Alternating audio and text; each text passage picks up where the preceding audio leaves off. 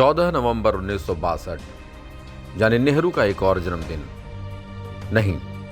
इसको इस प्रकार लीजिए कि 14 नवंबर 1962 को भारतीय संसद के दोनों सदनों में सर्वसम्मति से एक प्रस्ताव पारित हुआ था, जिसका सार था यह सदन भारत की पवित्र भूमि से चीन को बाहर निकालने के लिए लगेगा, चाहे यह संघर्ष कितना भी लंबा और कठिन क्यों न हो।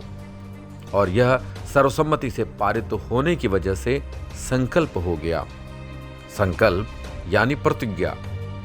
यह प्रस्ताव सदन में 8 नवंबर को जब रखा गया, उसके पहले चीन ने 20 अक्टूबर 1962 को हम पर हमला कर दिया था। हालांकि 20 नवंबर को चीन ने एक तरफा युद्ध विराम कर दिया था। इस बात को अलग से समझा जा सकता है कि तत्कालीन पीएम नेहरू, रक्षा मंत्री श्री कृष्ण मेनन, तत्कालीन सैन्य प्रमुख पीएन थापर की भूमिका क्या थी। लेकिन चीन इस युद्ध में हम पर हर स्तर पर भारी था, सिवाय नैतिकता के। बाद में रक्षा मंत्रालय ने जो आंकड़े जारी किए वे थे हमारे 1383 सैनिक मारे गए, 1797 सैनिक लापता हो गए और चीन ने हमारे 3898 सैनिकों को बंदी बना लिया, जिसमें से उसने केवल 26 को मार डालने की बात कबूली। यह सब आज 60 साल बाद पढ़ते हुए भी कितना कष्टकारी है। भारतीय रक्षा मंत्रालय के खुफिया विभाग का आकलन था कि अधिकतम 300 से 400 सैनिक चीन के मारे गए होंगे, लेकिन हम एक भी चीनी सैनिक को बंदी नहीं बना सके थे।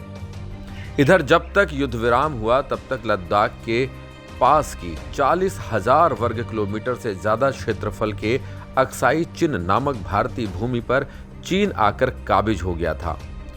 हमारी यह भूमि उसके पास आज भी है। पूरे कश्मीर घाटी के बराबर की भूमि है यह। इधर 20 नवंबर को युद्ध विराम से पहले ही 14 नवंबर को नेहरू जी का प्रस्तावित विचार संसद के माध्यम से देश के लिए संकल्प या प्रतिज्ञा बन चुका था। आज 14 नवंबर 1962 के हिसाब से ठीक 60 साल पूरे हो रहे हैं। इस बीच देश में इतनी सरकारें आई गईं, लेकिन किसी ने संकल्प की ओर देखा तक नहीं। वर्तमान पीएम मोदी सरकार में जब अनुच्छेद 370 हटने पर सदन में चर्चा हो रही थी, तब गृह मंत्री अमित शाह ने यही कहा था कि जब हम कश्मीर बोलते हैं तो इसका मतलब पीओके भी हमारा है, और जब हम लद्दाख बोलते हैं तो मतलब अक्साई चिन भी हमारा है। दुखद यह है कि 60 साल पहले सदन से निकले संकल्प को आज तक किसी ने थोड़ा भी पूरा करने का प्रयास नहीं किया। अब कोविड फैलाने को लेकर अपनी संदिग्ध भूमिका से पूरी दुनिया में कुख्यात हुए चीन को लेकर इस देश में दशकों पहले आरएसएस के चौथे प्रमुख रज्जू भैया की नजर स्पष्ट थी। वह कहा करते थे कि चीन को लेकर हर भारतीय को सजग रहना चाहिए। वह मान ले कि उसका जन्म ही चीन से युद्ध के लिए हुआ है।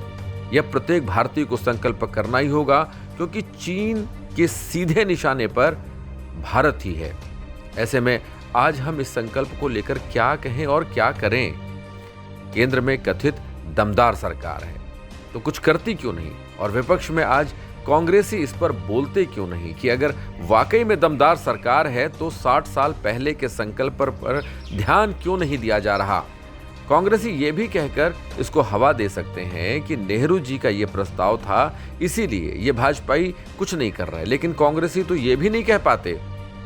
कुछ भी हो, आज देश इस संकल्प के 60 साल पूरे होने पर इसे किस तरह से ले, किस तरह याद रखे, जश्न मनाए या रोए, 60वां जन्मदिन मनाए या 60वीं बरसी।